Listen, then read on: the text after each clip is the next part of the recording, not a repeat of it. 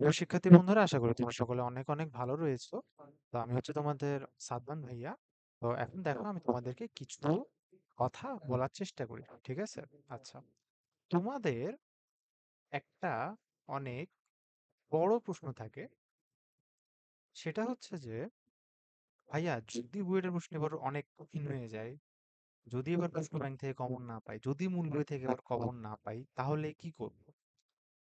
তোমাদের প্রশ্ন হচ্ছে এখানে যে, দেখো ভাইয়া, যদি প্রশ্ন এবার অনেক বেশি কঠিন করে ফেলে, যদি প্রশ্ন হচ্ছে অন্য কোনো বারের মতো করে ফেলে, হ্যাঁ? আচ্ছা, তখন আমি তোমাকে একটা কথা বলি, কিছু কথা খুব মনোযোগ দিয়ে শুনবা। আসলে সমস্যাটা কোথায় হয় দেখো। আচ্ছা, তো তোমার প্রশ্ন হচ্ছে যদি প্রশ্ন কঠিন হয়।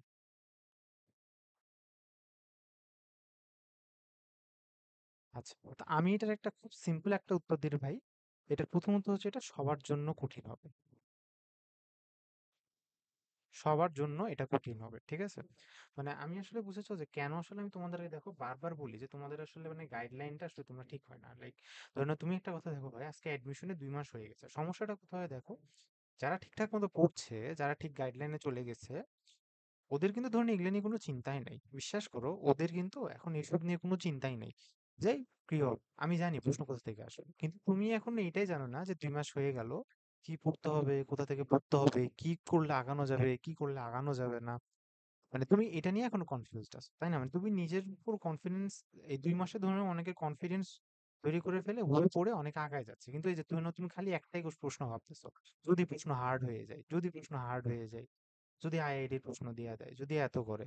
ধ্যাৎ, ছেলে, আমি তোমাকে বুঝাই, দেখো ইস্যুটা আসলে কোথায়। আচ্ছা, তো দেখো, ফার্স্ট থিং ফার্স্ট হচ্ছে, যদি একটা প্রশ্ন কঠিন হয়, একটা কথা মনে রাখবে ভাইয়া, যে এটা দুনিয়ার সবার জন্য কঠিন হবে। এটা দুনিয়ার সবার জন্য কঠিন হবে, ঠিক আছে? সবাই মানে সবার জন্য। বুঝেছো একটা কথা? আচ্ছা, এখন ধরে নাও যে তোমাদের অনেক সময় একটা প্রশ্ন থাকতে পারে যে, ভাই তাহলে কঠিন প্রশ্ন হলে কি করব? ভাই তাহলে দেখো, কঠিন প্রশ্ন হলে কি হবে? অফকোর্স তোমার কাটমার্ক কমে যাবে, ঠিক আছে? কিন্তু জানো কঠিন প্রশ্নে হলে আসলে কি হয়, তুমি কি জানো? কঠিন প্রশ্ন হলে তোমার যে ঘটনাটা হয়, সেটা হচ্ছে যে চান্স কারা পায়? যারা সোজা প্রশ্ন ভুল করে না। দেখো কি বললাম, প্রশ্ন কঠিন হলে চান্স পায়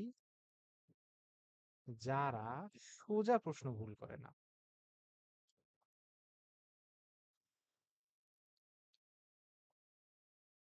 ভুল করে না।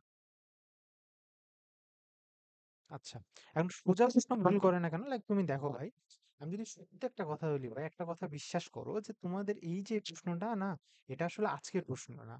এই প্রশ্নটা তোমার 20 বছর ধরে যতজন বুয়েট পরীক্ষা দিচ্ছে, ঠিক আছে, এই প্রশ্নটা আমার মাথাতেও আসছিল, সবার মাথাতেও আসছে। কিন্তু দেখো সমস্যাটা কোথায়, যে কেউ এই প্রশ্নের উত্তর জানে, কেউ এই প্রশ্নের উত্তরটা জানে না। সমস্যা হয়ে গেছে এখানে, কারণ কি, ওই যে, আর অনেকে হয় কি, যে তুমি যদি জেনেও থাকো, হ্যাঁ, কিন্তু তুমি লাইক ধরে নাও জিনিসটা বুঝতে পারো না, যে প্রশ্নটা কিভাবে হতে পারে, কোথা থেকে হতে পারে, কোন সোর্স থেকে হতে পারে, কোন অ্যান্সার করা উচিত, কোন টপিক স্কিপ করা উচিত, ঠিক আছে? অর্থাৎ তোমাদের গাইডলাইন বা মেন্টরশিপটা তোমাদের ঠিক হয় না। মানে ভাই একটা কথা, জিনিসটা দেখো, এই জিনিসটা আসলে কিন্তু অত্যন্ত বেশি important. At the end of the day, তুমি যদি তোমার নিজের ভুলগুলোর ব্যাপারে তুমি যদি সতর্ক না হও, তাহলে তো শেষ। মানে এটাই তো তোমার হচ্ছে মানে এন্ড গেম, আর তো তোমার কিছু নাই, তাই না? তুমি তো ওখানেই শেষ। বুঝতে পেরেছো? তো প্রথম জিনিস হচ্ছে, তুমি দেখো যে প্রশ্নটা যদি কোনো কারণে হার্ড হয়, চান্স ওরাই পাবে যারা হচ্ছে তোমার কি বলতো, সোজা প্রশ্নটা তোমার কোনোভাবে ভুল করবে না। আচ্ছা, সোজা প্রশ্নটা ভুল করবে না, এই কথার অর্থটা কি? তুমি দেখো ভাই, আমি যদি তোমাকে একটা কথা বলি, লাইক ধরে নাও যে অনেকের ভাষ্য মতে, ঠিক আছে, যে বুয়েটের প্রশ্ন হচ্ছে 22 সালে একটু জটিল করেছিল, 22 সালে একটু জটিল করেছিল, অনেকের প্রশ্ন মতে। আচ্ছা, এখন আমি যদি তোমাকে একটা খুবই সিম্পল আর খুবই সত্য আর একটা যদি সৎ কথা বলি ভাই, ঠিক আছে, তুমি যদি 22 সালের ইচ এন্ড এভরি প্রশ্ন তুমি ঠিকঠাক মতো পড়ে পড়ে দেখো, ঠিক আছে, তুমি দেখবা ওই যে, তুমি হচ্ছে ম্যাথে দেখবা একটা গতিবিদ্যার প্রশ্ন ঠিকই কমন পাইছো, স্থিতিবিদ্যার প্রশ্ন একটা তুমি ঠিকই কমন পাইছো। বুঝতে পারছো? তুমি দেখবা যে হচ্ছে তোমার ওই ম্যাট, ওই যে নির্ণায়কের যে ম্যাটটা দিছিল, ওটা তুমি যদি বোর্ড বইটা একবার খুলে করতা, কোশ্চেন ব্যাংকে একবার দেখতা, কনসেপ্টটা তুমি ঠিকই বুঝে যাইতা। এরকম করে ম্যাথে 7-8টা একদম ইজি পারার ম্যাথ ছিল, ম্যাথে ইজি, ম্যাথে শুনো, ম্যাথে ইজি 8টা থেকে 9টা ম্যাথ ছিল, ঠিক আছে? কিন্তু কি অনেকে দেখবা যে এগুলা নিয়ে বিজনেস করতেছে, মানে অন্য, মানে বিজনেস করতেছে মানে কি, এখন দেখবা যে মানে এখন তোমাকে অনেকে ভুল বোঝাবে, তোমার হয়তো অনেক ফ্রেন্ডই তোমাকে হয়তো ভুল বোঝাবে, ঠিক আছে, যে কি ভুল বোঝাবে, যে এই দেখ ভাই, ই-ম্যাথটা দিছে, আইআইটির ম্যাথ করা উচিত। বুঝতে পারছো? তো এরকম করে এখন ওটার বেসিসে যে তোমাকে বলবো আইআইটির ম্যাথ করা উচিত, এটা সম্পূর্ণ একটা ভুয়া কথা। ঠিক আছে? যেই বলুক না কেন। এটা ৮-৯ টা ম্যাথ ভাই পুরো লিটারেলি বইয়ের ম্যাথস। ঠিক আছে? তুমি যদি এটা বুঝতে না পারো তাহলে বুঝতে হবে, দেখো তুমি এদের বই করো না, অথবা তোমার গাইডলাইনে একটা সমস্যা আছে। বুঝতে পেরেছো? আর কি ফিজিক্সে ভাই বিশ্বাস করো, জাস্ট একটা প্রশ্ন বাদে ১২টা প্রশ্নই পারার মতো ছিল। এমন কিচ্ছু না। মাত্র ২ মিনিটে করে পারার মতো ছিল। ঠিক আছে? আর কেমিস্ট্রি তোমার ১৩টা প্রশ্নই পারার মতো ছিল। একদম সলিড ১৩টা প্রশ্ন। তাহলে দেখো কেউ যদি ফিজিক্স ১২ কেমিস্ট্রি ১৩, সে কত পেল? ১৩ আর ১২ কত হয়? ১৩ আর ১২ হচ্ছে তোমার ২৫, ২৫ আর ৮ ৩৩। তুমি যদি ৩৩০ ঠিকঠাক মতো কারেক্ট করে আসতে পারতা না, তাহলে তুমি এমনি বুয়েটে ফার্স্ট হয়ে যেতা। ঠিক আছে? সিরিয়াস কথা বলতেছি। কিন্তু ভয়টা কি বুঝেছো? ওই যে যা বললাম, ওইবার হয়তো বুয়েটে খুব ভুল না বললে হয়তো এবার বুয়েটে আমি জানি না হাইস্ট কত উঠছিল, বাট এত দূরও হয়তো যায়নি। বুঝতে পেরেছো? এটাই হচ্ছে তোমার কথা। তো সমস্যা হচ্ছে এখানে যে ভাই দেখো, বিশ্বাস করো ভাই, আমি যদি ৪০টা প্রশ্নই, আমি যদি প্রশ্ন ব্যাংক থেকে দিয়েও যদি আজকে আমি বুয়েটে পরীক্ষা নিই, তাও আমি গ্যারান্টি দিয়ে বলতে পারবো যে ওই প্রশ্নে ৪০০ তে ৪০০ খুবই কম পাবে। কারণ ওই যে ঘুরে ফিরে একটাই তোমাদের দোষ যে না, তোমরা মনে করো যে, কারণ ভাই রিটেন পরীক্ষা আলাদা, এর মধ্যে বসে পরীক্ষা দেওয়াটা আলাদা, প্র্যাকটিস করা জিনিসটা আলাদা, নিজের মেন্টালিটি সেট আপ করার জিনিসটা আলাদা। এগুলা আসলে অনেক ইম্পর্টেন্ট ব্যাপার। এখন তোমরা শুরু থেকে ধরে নাও যে একদম ভুলভাবে তোমরা যাইতেছো। লাইক তুমি দেখতেছো তোমার ইমপ্রুভমেন্ট হচ্ছে না।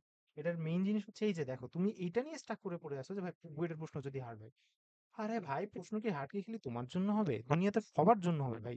খালি তুমি দুনিয়াতে একা না যার জন্য প্রশ্ন হার্ড হবে, এটা মনে রাখিও।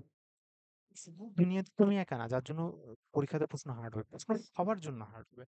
প্রশ্ন হার্ড হলেও তুমি কি জানো, আমি তোমাকে বলে দিতে পারবো যে যারা শুনো, ওই যে যারা ওই প্রশ্ন ব্যাংকটা দেখবে, দেখো বুয়েটে পরীক্ষা দেওয়ারও নিয়ম আছে। ঠিক আছে? যেমন লাইক ধরে নাও যে একটা স্ট্র্যাটেজি ডেভেলপমেন্ট করা, সবার নিজস্ব পার্সোনাল একটা স্ট্র্যাটেজি ডেভেলপ করা, এটারও একটা নিয়ম আছে। সেটা কি বুঝতে পারছো? যেমন ধরে নাও দেখো, যে খুব একটা শর্টকাট একটা উদাহরণ দিই, তুমি দেখবা এই জিনিসটা দেখো, অ্যানালাইসিস করছি আমি যে বুয়েটে প্রত্যেক বছর ২১ বলো, ২২ বলো, ২৩ বলো, ২৪ বলো, ইউজুয়ালি প্রথম প্রশ্ন যে প্রশ্নটা দেয়, ইউজুয়ালি ম্যাট্রিক্স থেকে দেয়, এই প্রশ্নটা একটু জটিল বা একটু লেন্দি টাইপ দেয়। এটা রিজনই হচ্ছে তোমাকে ওইখানে ৫০% ছাত্রের আমার মাথাটা খাওয়া। বুঝতে পারছো? আর যে ছেলেটা চালাক, ওই প্রথম প্রশ্নটা, ওই জীবনে প্রথম পেজ থেকেও প্রশ্নটা শুরু করবে না। বুঝতে পারছো? বা ওই কঠিন প্রশ্ন থেকে কোনোদিন ঘাবড়াইতো না। ঠিক আছে? আবার অনেক সময় হয় কি দেখো যে, অনেকে আবার মানে এই জিনিসটা হয়তো অনেকে জানতেও পারে না। এছাড়া আরো অনেক নিয়ম আছে যে কোন প্রশ্ন দেখে স্কিপ করতে হবে, কিভাবে তোমার অ্যান্সার করতে হবে। এগুলা ভাই প্রত্যেকটা জিনিস তোমার কিন্তু, ভাই দেখো, ঘটনা হচ্ছে দেখো যে এখানে পারফেকশন জিনিসটা কিন্তু ম্যাটার করে। ঠিক আছে?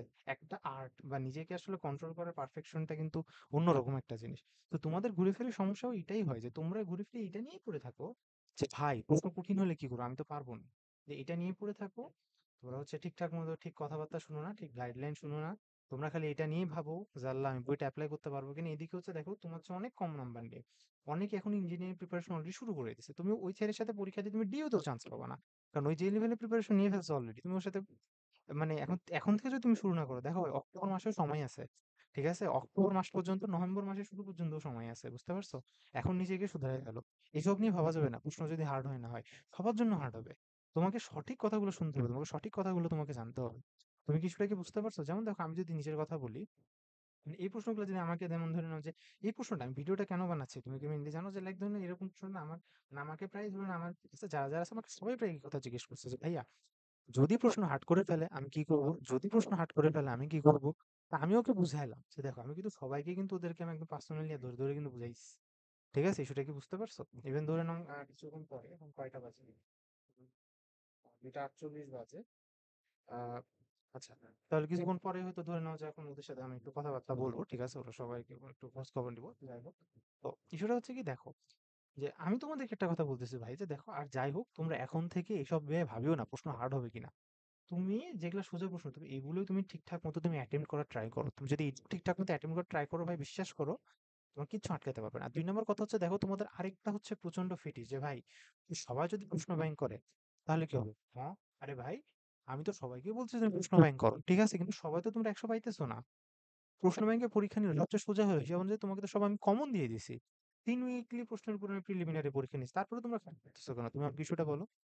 তাই না? তারপরেও ধরে নাও কেউ ধরে নাও পাচ্ছে হচ্ছে ৮৭, তুমি পাইতেছো হচ্ছে ৩০, ৪০, কেন? এই কথা তো তুমি ঠিকঠাক মতো পড়ো না। আমি ঠিকঠাক মতো পড়ছি এটাই। তাই না? আমি এরকম অনেকে দেখছি ভাই। প্রশ্ন ব্যাংকে প্রচুর ভালো মতো দক্ষতা আদায় করছে এবং এটাও করা একটা আর্ট। প্রশ্ন ব্যাংকের কোন জিনিস স্কিপ করতে হবে শোনো, প্রশ্ন ব্যাংকে স্কিলফুলি সলভ করাটা হচ্ছে এটা একটা আর্ট। তুমি কোনটা পড়তে হবে, নিজে কোনটা পারবা, নিজের কোনটা বুঝতে হয় এগুলা জিনিসও। তো এগুলা জিনিসও তোমার জানা দরকার। এইভাবে তোমাকে ধীরে, ধীরে আগাইতে হবে। আর তোমাকে ধৈর্য ধরতে হবে, কনফিডেন্স ধরতে হবে। আর হয় কি আসলে হয় কি যে তোমাদের কনফিডেন্সটা প্রচুর ধীরে, ধীরে ডাউন হয়ে যায়। যে মানে হয় কি যে তুমি নিজের উপর বিশ্বাস করতে চাও না। আরে ভাই নিজের উপর বিশ্বাস করো না। একবার করে দেখো, তাই না? আমি তো তোমাকে বলতেছি পারবা। শুনো ভাই, আমি ধরেন আমার যত স্টুডেন্ট আছে, ধরেন আমি কিছু স্টুডেন্টের কথা বলি, ঠিক আছে? তো আমি ওদের কিন্তু শুরুতে অবস্থা দেখছিলাম যে অবস্থা সত্যি বেগতিক ছিল, একটু খারাপ ছিল। হ্যাঁ, কিন্তু আমি কিন্তু ওকে কোনোদিন ডিমোটিভেট করি নাই। দেখো যে একটা মেন্টরের সবচেয়ে ইম্পর্টেন্ট বৈশিষ্ট্য হচ্ছে আমি কখনো কাউকে ডিমোটিভেট করি না। তুমি আমার গত চ্যানেলে দেখো আমি তোমাকে কোনো কিন্তু ডিমোটিভেটিং ভিডিও দিই, ঠিক আছে? আর ২ নম্বর কিন্তু দেখো আমি কোনোদিন মানে তোমাকে বলিও না আমার চ্যানেল সাবস্ক্রাইব করো। তুমি ভাই তোমার কাছে পড়াশোনা করা, ঠিক আছে? তুমি আসো আমার ভিডিও দেখো। যদি মনে হয় তুমি হচ্ছে আমার সাথে তুমি হচ্ছে আমার কোর্সে এনরোল করতে পারো, এত ঠিক আছে? আর তোমরা লাইক দেখো যে তোমরা নিজে থেকে লাইক ধরে নাও যে অনেক এত যে এনরোল করো, বা অনেকে লাইক ধরে নাও তোমরা হচ্ছে সাবস্ক্রাইব করে রাখো, সাপোর্ট দেখাও।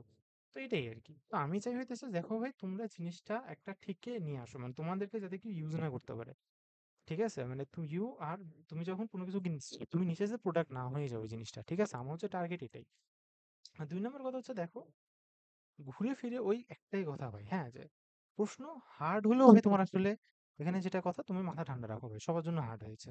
পরীক্ষা দেওয়ারও একটা ট্যাকটিক আছে। বেশি করে তুমি বারবার করে প্র্যাকটিস করো।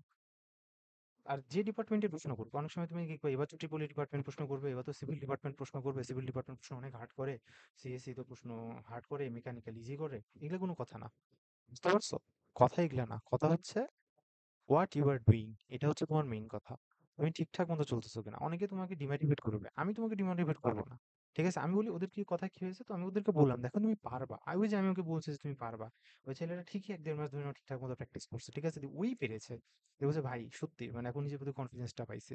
তো নিজের প্রতি তুমি কনফিডেন্সটা বিল্ড আপ করার জন্য হলো আসলে বুঝছো মাঝে মাঝে মানে আসলে সত্যি ভাই অ্যাডমিশন টাইমে হয় কি যে সবাই তোমাকে নিয়ে জাস্ট একটা ব্যবসা করে, ঠিক আছে? যে তোমার উপর কেউ এক্সপেকটেশনের প্রেশার চাপায় দেয় যে তোমাকে এটা পারতেই হবে। দেখো ভাই আমি আমার কোনো স্টুডেন্টকে বলিনি যে তোমাকে পারতেই হবে, ঠিক আছে? আমি বলছি তুমি তোমার নিজের সর্বোচ্চ এফোর্ট অনুযায়ী যাও, ইনশাল্লাহ তুমি বুয়েটে চান্স পাবা। তুমি হচ্ছে রুয়েটে চান্স পাবে, তুমি ইঞ্জিনিয়ারিং এ চান্স পাবা। বুঝতে পারছো? আমি জাস্ট তোমাদের কাছে এটুকুই বলি, তুমি নিজের এফোর্ট অনুযায়ী তুমি সর্বোচ্চটা দাও, ঠিক আছে? এটা হচ্ছে তোমার কাজ। এটার মধ্যে তুমি থাকো, স্যাটিসফাই থাকো, ঠিক আছে? ভালো একটা কিছু হবে। কিন্তু সমস্যাটা হয় কোথায় বুঝেছো? খারাপ কারা করে জানো? ওই যে মানে খুব ভালো প্রিপারেশন নিয়েও অনেকে বুয়েটে চান্স পায় না।